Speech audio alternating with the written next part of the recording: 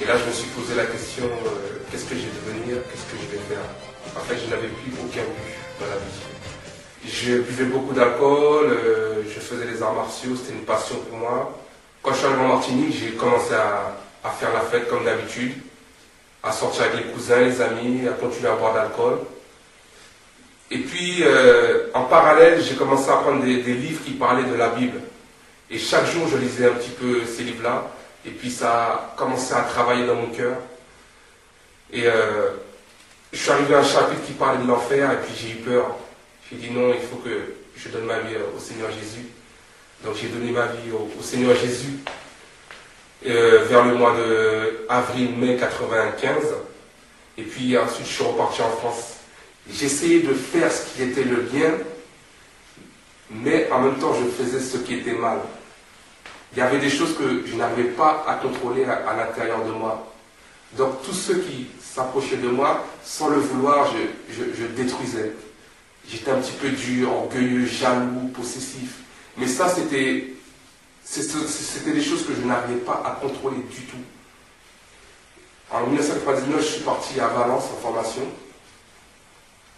Et là, j'ai entendu parler du Saint-Esprit. Parce que dans mon église d'avant, on n'en parlait pas. On disait que le baptême du Saint-Esprit, le parler en langue, cela n'existe pas. Les prophéties, ça n'existait pas. Les dons du Saint-Esprit, on disait que ça n'existait pas. On ne voulait pas en parler. Et là, j'ai entendu parler du Saint-Esprit, de ce que le Saint-Esprit était, de ce qu'il était capable de faire. Et là, je me suis mis à prier. J'ai dit, Seigneur, je veux être baptisé du Saint-Esprit. Et un jour, dans ma chambre, pendant que je priais, j'ai été visité par l'Esprit de Dieu, j'ai été baptisé du Saint-Esprit, j'ai commencé à parler en langue. Et puis, je veux dire, pour la première fois de ma vie, en tant que chrétien, j'ai commencé à m'épanouir. J'ai rencontré d'autres jeunes parce que là où j'étais en Martinique, il n'y avait pas beaucoup de jeunes, on était 4-5 jeunes dans mon église. Et là, j'ai commencé à participer à des camps de jeunes. Et puis, au mois de juillet, je me souviens, j'étais au 6e. Et puis j'ai participé à un atelier, et puis là, quand l'atelier est fini, on s'est mis à prier. Et puis c'était tellement fort, la présence de Dieu était tellement forte, c'était extraordinaire. Et puis il y a une prophétie, cette prophétie, elle était pour moi. Et pour la première fois, je me suis senti bouleversé. Et je ne comprenais pas pourquoi, je suis resté bouleversé. Je suis sorti de la salle, j'étais bouleversé, j'ai essayé d'en parler autour de moi, et personne ne comprenait. Donc j'ai laissé passer. Et puis, tous les soirs, je priais, je disais, Seigneur, je veux te servir, Seigneur, je t'aime. Tous les soirs, j'étais dans la prière. Et puis un jour, quand j'étais à l'église, un mardi soir, il y a eu une autre prophétie. Et le Seigneur disait, j'ai entendu tes prières. J'ai entendu. Mais la prophétie disait qu'il va falloir que tu passes par des moments très, très, très, très, très difficiles. Ça va être dur pour toi, tu vas souffrir. Mais sache que je suis avec toi. Et puis j'ai dit d'accord Seigneur, j'avais tellement de zèle que ça ne me dérangeait pas de souffrir pour le Seigneur. Et c'est là que ça a commencé, les choses se sont dégradées. Toutes les portes étaient fermées, tout ce que j'essayais de faire, ça ne fonctionnait pas. Dans mon moral, ça n'allait pas. Je n'avais plus de morale. Je n'avais plus de foi. Je doutais. Tout ce que j'essayais de faire en bien, je ne réussissais pas. Il y avait un combat à l'intérieur. Je savais que certaines choses que je faisais, c'était mal, mais je n'arrivais pas à contrôler ces choses-là et je ne comprenais pas. Ça me faisait souffrir à l'intérieur de moi. Et puis, je n'avais plus cette capacité de prendre des décisions. Même pour aller travailler, pour moi, c'était difficile. Je n'arrivais plus à rien faire. Je descendais. J'étais presque au bord de la dépression. Je cherchais des solutions à gauche, à droite. Je me souviens, j'avais été voir un homme de Dieu. Il disait qu'il allait m'aider. J'ai fait une cure d'âme. Il m'a fait même boire de l'huile d'onction. Et puis j'ai senti qu'il y avait eu un grand chamboulement à l'intérieur, mais je ne comprenais pas. Et puis je déprimais. J'étais avec Manuela qui est actuellement c'est mon épouse. Et puis elle essayait de m'aider, mais elle-même ne comprenait pas. Elle ne savait pas ce qu'il fallait faire pour moi. Et moi, j'étais chez ma grand-mère. Il y avait aussi une cousine avec qui j'étais très très proche. Elle essayait de m'aider aussi, mais ça n'allait pas. Et ce qui s'est passé, c'est que mon épouse me disait comme elle connaissait des chrétiens en Guadeloupe qui pouvaient m'aider, elle me disait de partir en Guadeloupe. Et moi, je disais non, j'ai pas besoin d'aller en Guadeloupe. Et puis, elle insistait, je disais non, je ne partirai pas en Guadeloupe. Et puis, mon épouse faisait partie d'une cellule de prière. Et puis, un jour, elle m'a invité à aller à cette cellule. Et en même temps, il y a eu une servante de Dieu qui est venue dans cette cellule parce que son père, pasteur, lui avait dit d'y aller. Et en parallèle encore, Manuela avait une cousine qui était malade, donc elle a dû venir en Martinique. À l'époque, elle vivait en Guadeloupe. Et elle est venue avec des frères. Et on s'est tous retrouvés dans la même salle. Et puis on s'est mis à prier. Et puis pendant qu'on priait, on a commencé à parler de l'amour de Dieu. Et lorsqu'on s'est mis à parler de l'amour de Dieu, j'ai senti qu'il y a quelque chose qui tirait ma tête vers l'arrière. Et je n'arrivais pas à redresser ma tête. Je ne comprenais pas ce qui s'est passé. Mais les gens qui étaient autour de moi, les gens qui étaient de Guadeloupe savaient, ils m'avaient déjà observé. Et puis je suis tombé, je me suis mis à crier.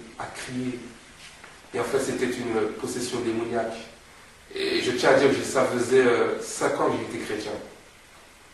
Quand ça s'est manifesté. Alors, les frères et sœurs ont commencé à prier pour moi. Ils ont chassé un démon. Ils pensaient que c'était fini, mais en fait, c'était que le commencement. Parce que dans mon passé, j'avais touché à des choses, j'avais fait des arts martiaux.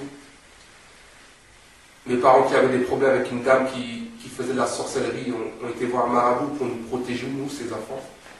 Donc, nous avons pris des bains, nous avons mangé de la poudre. Tout ça, c'est de la sorcellerie. L'alcool, je buvais beaucoup d'alcool. J'ai même dormi au poste à cause de l'alcool, au commissariat, en garde à vue, à cause de l'alcool.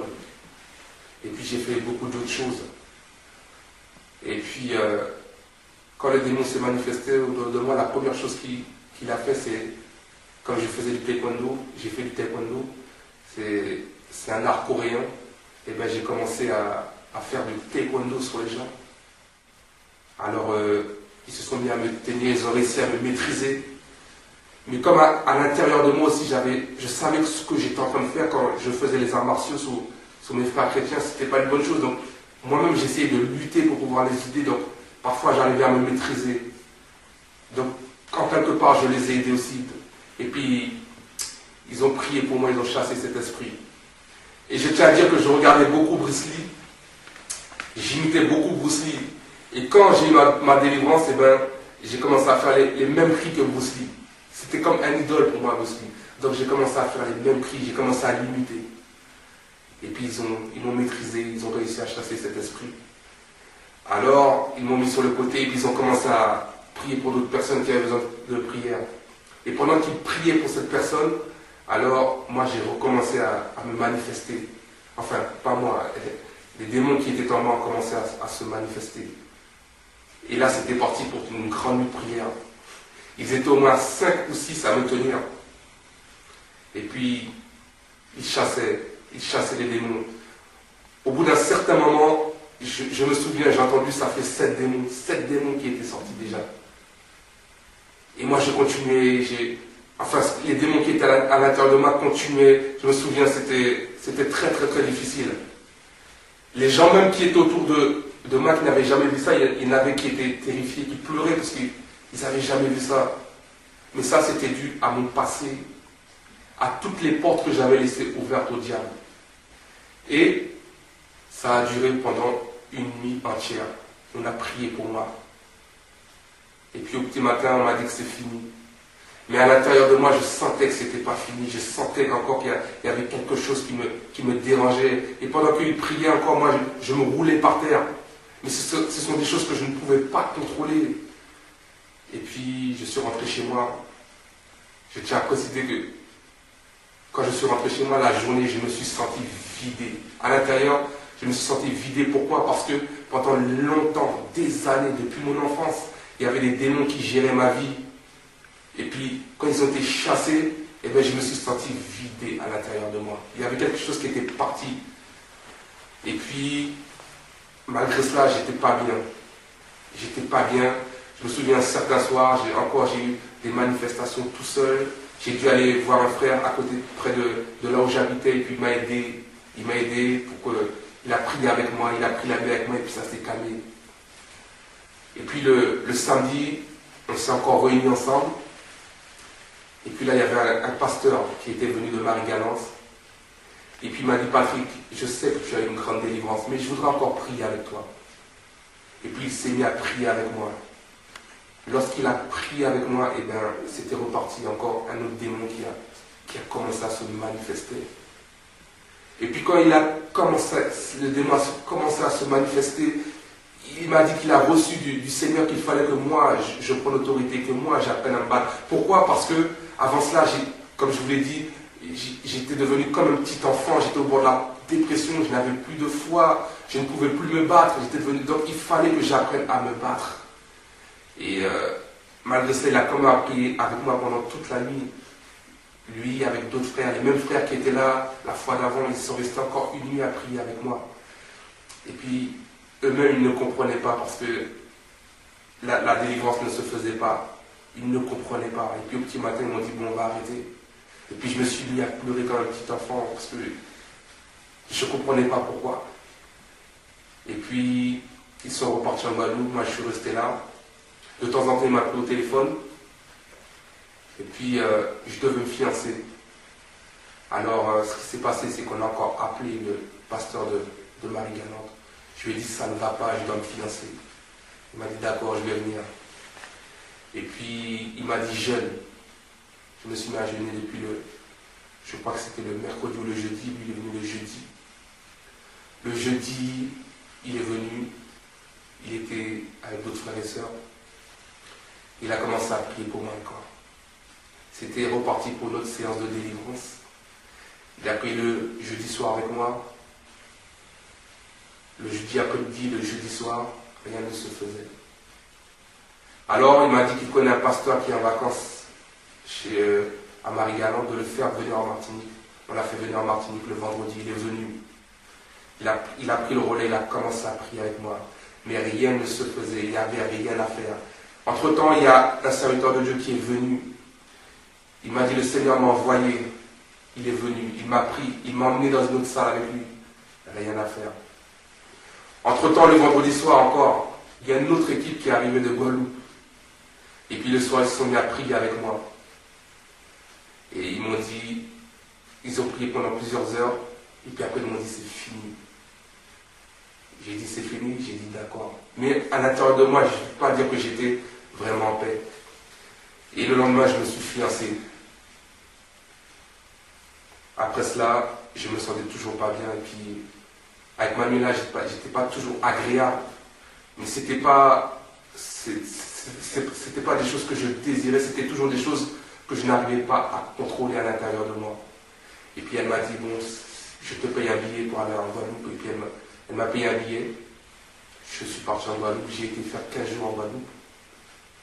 Pendant que j'étais en Guadeloupe, ils m'ont dit qu'ils ont reçu du Seigneur que je dois rester en Guadeloupe. Donc je suis reparti en Martinique. J'ai fait mes bagages. Je suis parti avec un sac et un carton en Guadeloupe. J'ai mis ma foi en action. Et puis là, on m'a dit, maintenant, il va falloir que tu commences à te battre. Parce qu'eux aussi avaient reçu du Seigneur qu'il fallait que j'apprenne à me battre. Alors quand je suis arrivé, ils ont commencé à prier. Ils m'ont dit, Patrick, est-ce que ça va? J'ai dit, non, ça ne va pas. Et puis j'ai commencé à pleurer, comme un bébé, à pleurer. Et puis ils ont commencé à prier pour moi. Et puis les frères, ils voulaient me faire lire des passages de la Bible. Je n'arrivais même pas à lire les passages de la Bible. Ils pensaient que je le faisais exprès alors que je ne le faisais pas exprès. Je ne le faisais pas exprès. Je ne comprenais même pas ce que je disais. Et puis ils m'ont dit, il faut que tu te prennes en main. Il faut que tu apprennes à te battre. Il faut que tu apprennes à louer Dieu, à remercier Dieu pour la situation, à remercier Dieu pour ce qu'il va faire. Et puis, j'ai commencé à faire ça. J'ai commencé à louer Dieu. Et puis, pendant que je louais, je sentais que la foi revenait. Je sentais que je me sentais mieux, mais je n'étais pas totalement délivré. Et puis, lorsqu'on allait à l'église pendant la louange, j'avais beaucoup de manifestations. Et puis, Il me laissait au milieu de l'église, il m'entourait, et puis moi, je priais tout seul. J'apprenais à maîtriser mon corps parce que le démon a agité mon corps dans tous les sens. J'ai appris à maîtriser mon corps, à ne pas laisser le démon faire ce qu'il voulait avec mon corps. Et puis, ça se passait souvent. Parfois, il priait aussi avec moi, mais ça ne faisait rien. Alors, je continuais mon combat tout seul. Je me mettais devant la glace, le miroir dans ma chambre, là où je dormais. J'étais chez des amis. Et puis, là, je prenais autorité sur le démon. Je prenais autorité. Parfois, je lui parlais, je lui disais, ce soir, il y a soirée louange, ça va chauffer pour toi. Et puis, quand je disais ça, je sentais qu'à l'intérieur de moi, il voulait s'agiter. Et puis, je disais non, je maîtrisais mon corps. Je disais non. Et puis, j'ai commencé à reprendre le dessus. J'ai continué à louer Dieu. J'ai continué à me battre. Et puis, comme on m'avait donné l'opportunité de travailler, au départ, on ne voulait pas me laisser travailler tout seul parce qu'ils avaient peur. Parce que, comme je vous l'ai dit, j'étais devenu comme un petit enfant. Et puis après, ils m'ont lâché tout seul dans le travail. C'était une bonne chose. Donc, j'ai recommencé à prendre confiance en moi. Et plusieurs mois ont passé. Et puis, les choses allaient ça s'améliorait. Je me sentais toujours mieux. Je retrouvais la joie. Je commençais à m'épanouir à nouveau. Et j'avais retrouvé le sourire. Et puis j'avais beaucoup de personnes autour de moi qui me demandaient de mes nouvelles, qui m'entouraient. C'était une chose très importante. Lorsque on sombre, lorsque les choses ne vont pas, de se sentir entouré, de sentir qu'on a l'amour des frères et sœurs, qu'on a le soutien des frères et sœurs, c'est très, très, très, très, très, très important. Donc, comme je disais, je commençais à m'épanouir. Et puis, entre-temps, on avait invité un pasteur qui devait venir évangéliser notre église. Et puis, je lui ai parlé de mon problème. Il m'a dit, Patrick, je vais t'aider. Et puis, le premier soir de l'évangélisation, il a fait un appel à la prière. J'ai été. Et quand c'était mon tour, je me souviens, il y avait un homme de Dieu qui me disait, Patrick, n'y va pas. Parce que tu ne sais pas qui est cet homme. C'était un homme qui a posé les mains. Il dit, n'y va pas, tu peux te retrouver possédé, tu peux te retrouver avec des liens. J'ai dit non, je veux y aller parce que je voulais ma délivrance. Je voulais m'en sortir. Donc j'ai été, il m'a dit Patrick. Quand il m'a vu, il m'a dit Patrick, c'est fini. Il m'a pris dans ses bras. J'ai poussé un grand cri. Et après c'était fini. Je me suis senti soulagé, je me suis senti vide. J'ai senti que c'était la fin. Et j'ai senti que quelque chose de nouveau maintenant allait commencer. J'ai retrouvé toute ma communion avec Dieu. Les choses étaient différentes. J'avais de l'assurance. Et je sentais qu'il n'y avait plus rien qui pouvait m'arrêter. Aucune épreuve parce que j'étais passé par un chemin. Le Seigneur avait permis que je passe par ce chemin-là aussi pour me fortifier, pour m'apprendre à me battre spirituellement. Parce que le chrétien doit se battre. Ce sont les violents qui sont pas du royaume des cieux. Donc on doit se battre en tant que chrétien. Et ça a transformé ma vie. Et peut-être 2 ou 3 mois après, j'ai exercé le ministère de délivrance. J'ai été amené à prier pour des gens qui étaient possédés. J'ai été amené à encourager des gens qui passaient par le même chemin que moi, qui ne comprenaient pas. J'ai été amené à leur donner mon témoignage. Et mon témoignage a servi afin qu'eux aussi puissent se battre. Alors aujourd'hui, je peux dire, c'était très, très, très, très difficile pour moi. Mais vraiment, je remercie le Seigneur. Je remercie le Seigneur de ce que je suis passé par là. J'ai beaucoup appris. Ça a été une période de souffrance, mais j'ai beaucoup appris. Et je pensais connaître Jésus. Mais je ne connaissais pas Jésus. Et je peux dire que c'est au travers de cette expérience-là que j'ai vraiment su qui était Jésus-Christ de Nazareth. On parle de Jésus qui libère, de Jésus qui guérit, de Jésus qui restaure. Mais c'est là que j'ai connu la guérison. J'ai connu la délivrance. J'ai connu la restauration. C'est là que j'ai connu l'amour de Dieu. Parce que pendant ma période de délivrance, je disais à une sœur, mais c'est vrai, est-ce que Jésus m'aime? Elle me disait oui, mais moi au fond de mon cœur, je ne croyais pas parce que je voyais ma situation. Mais c'est là que j'ai connu l'amour de Jésus. J'ai su qui était Jésus. Et vraiment, je glorifie Dieu pour cette expérience.